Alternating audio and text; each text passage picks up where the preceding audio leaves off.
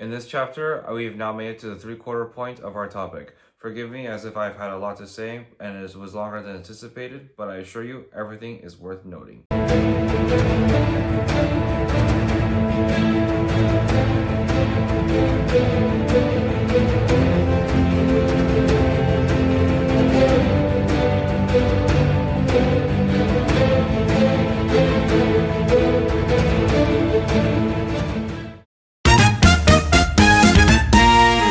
Battery power banks are nice to utilize, especially if your phone may die unexpectedly or whatever device that you are holding in your hand, runs out of battery unexpectedly as well.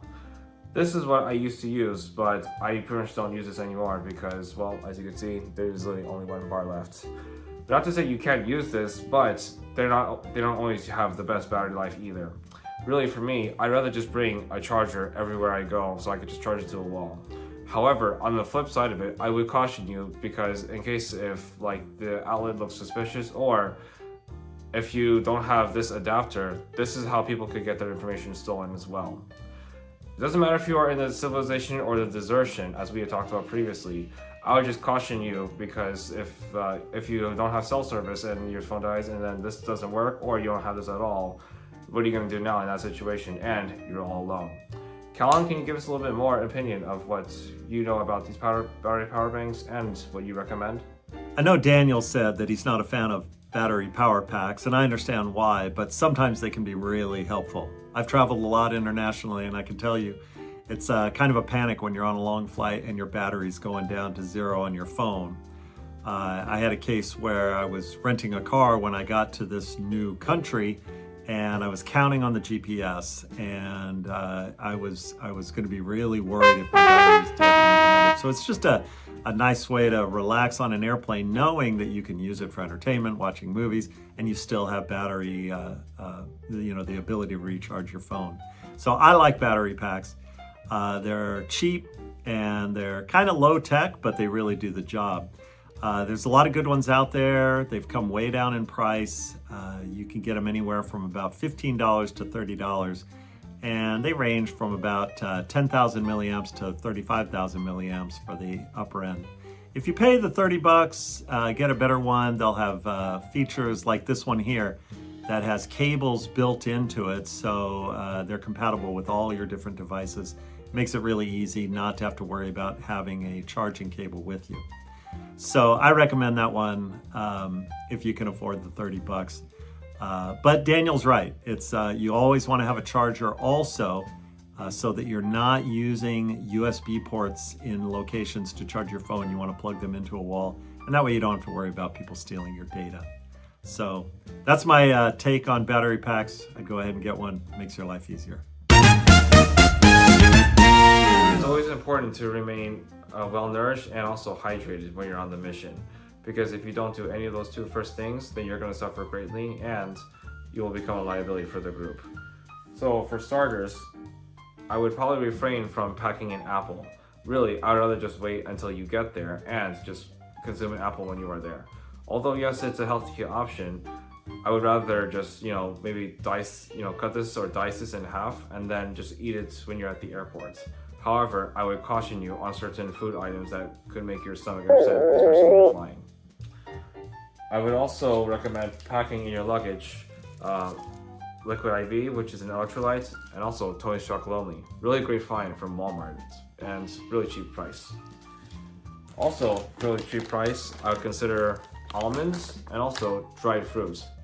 Because again, with these items that I just showed you right here, they're all basically just dry items and the shelf life is usually pretty good. And if you're wondering why, for those of you who have seen enough military movies, why the troops would rather just stick with chocolate. Because if you think about it, chocolate just melts. Versus fresh fruits and vegetables, they just tend to, rot and spoil, and you have to just dispose of it. And then the thing with electrolytes is that if you live an active lifestyle, I don't care if you go to gym or if you're hiking or whatever it is the sport that you're performing, having these are also helpful because in case if you have a sense of low blood sugar level or you just want some sugar but you don't want to have something like soda, better to go with these instead. Now, if there's any specific snacks or anything that you like that you cannot purchase while you are there, I recommend, purchasing it now and then just pack it away if you're watching this.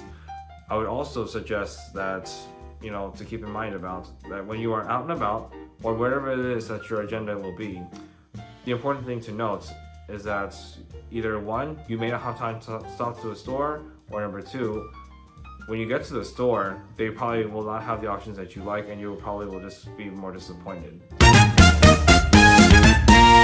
If you remember in the beginning of why I mentioned it's important to dress properly, especially in the hot weather, this time I'll just give you a little version of how to dress better for the cold weather. So, for example, this right here is my poncho that I utilize when I go hiking, but also I have worn this in the snow.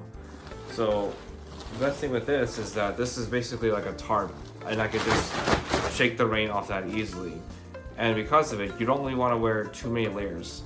You better to wear at least maybe like a couple shirts at least, and then once you start walking, you'll overheat very quickly. I could just hang this from the hood on a shower head or somewhere on the hook and just let all the water just, repel out on its own. And that's why this right here is basically a great investment. Because this would be a better option to utilize anyways for me than using like per se like a rain suit, because rain suits are a little bit too heavy, and if you accidentally, fold it up and put it in a bag and you forget about it for a period of time, then it's gonna get ruined and now you pretty much can't use it anymore. Another thing to note that I have learned from experience is something like this.